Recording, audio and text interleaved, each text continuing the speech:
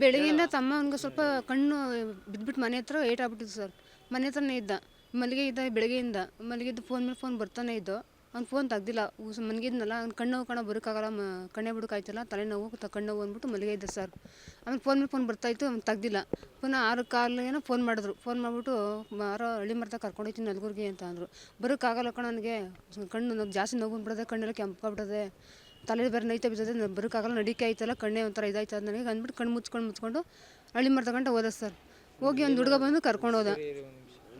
ಒಂದು ಹುಡುಗ ಬಂದು ಕರ್ಕೊಂಡು ಹೋದ 6 ಕಾಲಿಗೆ ಮನೆ ಲೈಟ್ ಹಾಕ್ತಾ. ನಾನು ಇಷ್ಟೊತ್ತಿಗೆ ಯಾಕೆ ಲೈಟ್ ಹಾಕಿದ್ದಾನೆ ಅಂದ್ಬಿಟ್ಟು ಲೈಟ್ ಆಫ್ ಮಾಡಿಬಿಟ್ಟೆ. 6:30 ಹಾಕೋಣ ಅಂದ್ಬಿಟ್ಟು ಹಾಕ್ಬಿಟ್ಟು ಆಮೇಲೆ ನಮ್ಮ ತಂದೆಯವ್ರು ಬಂದರು. ಬಂದಮೇಲೆ 8 ಗಂಟೆ 7 ಗಂಟೆನೂ ಆಯಿತು. ಯಾಕೆ ಇನ್ನೂ ಬಂದಿಲ್ಲ ನನ್ನ ತಮ್ಮ ಅಂದ್ಬಿಟ್ಟು ನನಗೆ ಯಾಕೆ ಒಂದು ಸ್ವಲ್ಪ ಸಂಕಟ ಸ್ಟಾರ್ಟ್ ಆಯಿತು ಸರ್. ಹೊಟ್ಟೆಲಿ ಒಂಥರ ಏನೋ ಸಂಕಟ, ಒಂಥರ ಏನೋ ಗಾಬರಿ. ಯಾಕೆ ನಿಮ್ಮ ತಮ್ಮ ಇನ್ನೂ ಬರಲಿವಲ್ಲ, ಇಷ್ಟೊತ್ತಿಗೆಲ್ಲ ಬಂದ್ಬಿಡ್ತಿದ್ನಲ್ಲ ಅಂದ್ಬಿಟ್ಟು ಆಚೆ ಕಡೆ ಹೋಗಿ ಕುತ್ಕೊಳ್ಳೋದು ಬರೋದು ಹಂಗೆಲ್ಲ ಮಾಡ್ತಾನೆ ಇದ್ದೆ. ಅಲ್ಲಿ ಒಂದು ಹುಡುಗ ಬಂದ. ನನ್ನ ತಮ್ಮನ ನೋಡ್ದೇನೋ ಏನೋ ಅಂತ ಕೇಳೋದಕ್ಕೂ ಯಾಕೋ ಬಾಯಿ ಒಳ್ದೇ ಹೋಯ್ತು ಸರ್. ನನಗೆ ಸುಮ್ಮನಾಗ್ಬಿಟ್ಟೆ. 9 ಗಂಟೆ ಆಯಿತು, 9:15 ಆಯಿತು, 10 ಗಂಟೆ ಆಯಿತು, ಬರಲೇ ಇಲ್ಲ. 10:30 ಆಯಿತು, ಬರಲೇ ಇಲ್ಲ. ಇಷ್ಟೊತ್ತಿಗೆಲ್ಲ ಮನೆಗೆ ಬಂದುಬಿಡ್ತಿಲ್ಲ ಅಂತ ಆಚೆಗೆ ಹೋಗೋದು ಒಳಗೆ ಬರೋದು ನೋಡ್ತಾನೆ ಇದ್ದೆ. ಬಂದೇ ಇರಲಿಲ್ಲ. ಆಮೇಲೆ 11 ಗಂಟೆ ಇದ್ದಕ್ಕಿದ್ದಂಗೆ ಫೋನ್ ಬಂತು ನಮ್ಮ ತಂದೆಯವ್ರ ಮೊಬೈಲ್ಗೆ. ಅಪ್ಪ ಸಾಯಿಸ್ಬಿಟ್ಟವ್ರೆ, ಕೂದ್ಬಿಟ್ಟವ್ರೆ, ನಾನು ಕರ್ಕೊಂಡೋಗ್ರಿ ಅಂದರು. ನಮ್ಮ ತಂದೆಯವರು ಯಾರು ನೀವು, ನಮ್ಗೆ ಗೊತ್ತಾಯ್ತಲ್ಲ ವಯಸ್ಸು, ಯಾರು ನೀವು ಅಂತ ಅಂದರು. ನಾನು ಮಂಜ ಅಂತ ಅಂದರು. ಆಮೇಲೆ ನನಗೆ ನಿಮ್ಮ ಮಂಜ ಅಂದರೆ ಯಾರು ಗೊತ್ತಾಯ್ತಲ್ವಲ್ಲ ಅಂತ. ನಾನು ಕಣಪ್ಪ ಅಂದರು. ಆಮೇಲೆ ಮಗ ನನಗೆ ವಯಸ್ಸು ಗೊತ್ತಾಯ್ತಲ್ಲ ಮಗ, ತಗೋ ನೀನೇ ಮಾತಾಡು ಅಂತ ನಮ್ಮ ತಂದೆಗೆ ಫೋನ್ ಕೊಟ್ಟರು. ನಾನು ಯಾರು ನೀವು ಅಂದೆ. ಅಕ್ಕ ನಾನು ಮಂಜ ನನ್ನ ಕೂದ್ಬಿಟ್ಟವ್ರೆ, 3 ಜನ ಸಾಯಿಸ್ಬಿಟ್ಟವ್ರೆ, ನೆನ್ನೆ ಇದಾಗೋಯ್ತದೆ, ಅದು ಉಸಿರು ಕಟ್ಟಂಗೆ ಆಯ್ತದೆ ಅಂದ್ಬಿಟ್ಟು ಉಸಿರು ಬಸ್ಸನ್ನು ಎಳಿತಾಯಿದ್ದೆ ಸರ್. ಆಮೇಲೆ ಬನ್ನಿ ಅಲ್ಲಿಗೆ ಗೊಲ್ರಳ್ಳಿ ಗೇಟ್ಗೆ, ಇದು ಯಾವುದು ಗೇಟದು, ಬೈಪಾಸ್ ರೋಡ್ಗೆ ಬನ್ನಿ. ಅಲ್ಲಿಗೆ ಮದೇವಣ್ಣನ ತಮ್ಮನ ತಂಗಿ ಮಗನವೇ ಕೊಲೆ ಮಾಡಿಬಿಟ್ಟವ್ರೆ, ಕುತ್ತಿಗೆ ಸೂಸ್ಬಿಟ್ಟು ಇದು ಮಾಡಿಬಿಟ್ಟವ್ರೆ, ನಂಗೆ ಮಾತಾಡೋಕ್ಕಾಯ್ತಲ್ಲ, ಬೇಗ ಬಂದು ನಾನು ಉಳಿಸ್ಕೊಳ್ರಿ ಹಾಸ್ಪಿಟಲ್ ಕರ್ಕೋಗ್ರಿ ಅಂದರು. ಮಂಜ ನಿನ್ನ ಭಾಷೆ ನಂಗೆ ಅರ್ಥ ಆಯ್ತಲ್ಲ ಕಣೋ, ಸರಿಯಾಗಿ ಮಾತಾಡೋ, ಏನು ಆಗಿದ್ದು ನಿನಗೆ, ಬಾಯಿಗೇನು ಎಕಡೆ ಮಡಿಕಬಿಡಿ ಅಂತ ಬೋದ್ಬಿಟ್ಟೆ ಸರ್. ನಾನು ಕೊಪ್ಪತ್ಬಿಟ್ಟು ಇಲ್ಲ ಸುಮ್ಮನೆ ಇದು ಮಾಡ್ತಾನೆ ಅಂದ್ಬಿಟ್ಟು.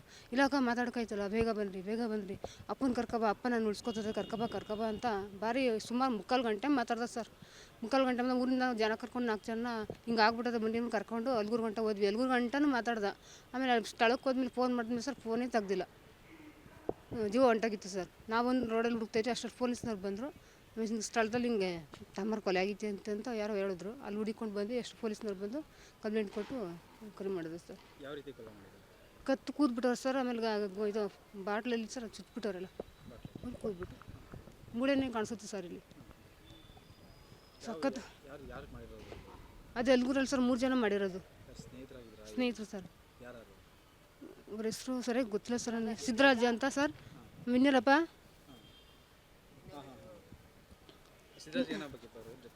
ಜೊತೆ ಫ್ರೆಂಡ್ಸು ಸರ್. 3 ಜನ ಮಾಡಿರೋದು. ಒಬ್ಬನೇ ಸಿದ್ದರಾಜು ಅಂತ, ಇನ್ನೊಬ್ರು ಇಬ್ಬರ ಹೆಸರು ಹೇಳೋಣ.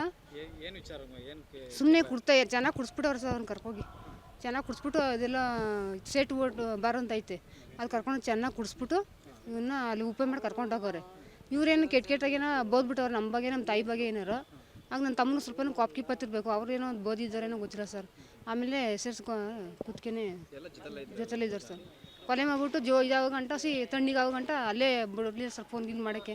ಆಮೇಲೆ ಥಂಡಿ ಆದಮೇಲೆ ಅಷ್ಟೂರ ಕೊಲೆ ಮಾಡಿರೋ ನೋಡಿದ್ರೆ ಇಷ್ಟೂರಿಗೆ ಬಂದು ಅವನು ಒದ್ದಾಡ್ಕೊ ಬಂದು ಫೋನ್ ಮಾಡಿ ಮಾತಾಡಿರೋದು. ಫೋನು ಅಲ್ಲೇ ಬಿದ್ದಿತ್ತು. ಅವ್ರನ್ನ ಗಲ್ಗೇರಿಸ್ಬೇಕು ಸರ್, ಬಿಡಬೇಡಿ ಸರ್, ಅವ್ರನ್ನ ಗಲ್ಗೇರಿಸ್ಬೇಕು. ನಮ್ಗೆ ನ್ಯಾಯ ತೋರಿಸ್ರಿ. ನಮ್ಮ ತಂದೆಗೂ ಯಾರೆಲ್ಲ ಇದ್ದು ಒಬ್ಬನೇ ಮಗ, ನಮಗೂ ಮಕ್ಕಳಿಲ್ಲ, ಮದುವೆಯಾಗಿ 15 ವರ್ಷ ಆಯಿತು. ನಮ್ಗೆ ಮಕ್ಕಳಿಲ್ಲ. ನಮ್ಮ ತಂದೆ ಅವ್ರು ವಯಸ್ಸಾಗೈತೆ, ಅವ್ರು ನೋಡ್ಕೊಳ್ಳೋರು ಯಾರೂ ಇಲ್ಲ. ಅನಾಥರ ಆಗ್ಬಿಟ್ಟು ಈಗ ನಾವು. ನೀವೇ ನಮಗೆ ನ್ಯಾಯ ತೋರಿಸ್ಕೊಡ್ಬೇಕು. ಏನು ಕೆಲಸ ಮಾಡ್ಕೊಂಡಿದ್ರು ಇವರು? ಕೂಲಿ ಮಾಡ್ತಿದ್ರು ಸರ್, ಕೂಲಿ ಮಾಡೋದು. ಕುಡಿತಾಯಿದ್ರು. ಏನು ಹುಡುಗಿರು ಸಿಗ್ತಾ ಕುಡಿತಾಯಿದ್ರು. ಇಲ್ಲ ಮನೇಲಿ ಸೈಲೆಂಟಾಗಿ ಇರ್ತಿದ್ರು, ಎಲ್ಲೂ ಹೋಯ್ತಾ ಇರಲಿಲ್ಲ. ಮದುವೆ ಆಗೈತೆ ಸರ್. 1 ಗಂಡು 1 ಹೆಣ್ಣು ಐತೆ. ಹೆಂಡ್ತಿ ಹೊಂಟೋಗ್ಬಿಟ್ಟವಳು ಸರ್, ಬಿಟ್ಬಿಟ್ಟು 10 ವರ್ಷ ಆಯ್ತು ಹೋಗಿ. ಇವ್ರಿಗೂ ಕಲೆಕ್ಷನ್ ಇರಲಿಲ್ಲ, ಹಂಗಾಗಿ ಮನೇಲೇ ಇದ್ದ. ಚೆನ್ನಾಗೇ ಇದ್ರು ಸರ್, ಚೆನ್ನಾಗಿದ್ದು. ಅದೇನಾಯಿತು ಅಂತಲೇ ಗೊತ್ತಿಲ್ಲ. ಇನ್ನೂ ಸಂಜೆ ಕರ್ಕೊಂಡೋಗಿ ಆ ಥರ ಮಾಡಿಬಿಟ್ಟಿದ್ದಾರೆ. ಜಗಳ ಏನೂ ಇಲ್ಲ ಸರ್, ಜಗಳ ಏನೂ ಇಲ್ಲ. ಚೆನ್ನಾಗಿದ್ರು. ಫೋನ್ ಮಾಡಿ ಕರ್ಸ್ಕೊಳ್ಳೋರು ಡೈಲಿ. ನೆನ್ನೆ ಅದೇನಾಯ್ತು ಅವ್ರಿಗೆ ಗೊತ್ತಿಲ್ಲ, ಕರ್ಸ್ಕೊಂಡು ಆ ಥರ ಮಾಡಿಬಿಟ್ಟಿದ್ದಾರೆ 11 ಗಂಟೆ ಇರೋದ್ರಲ್ಲಿ.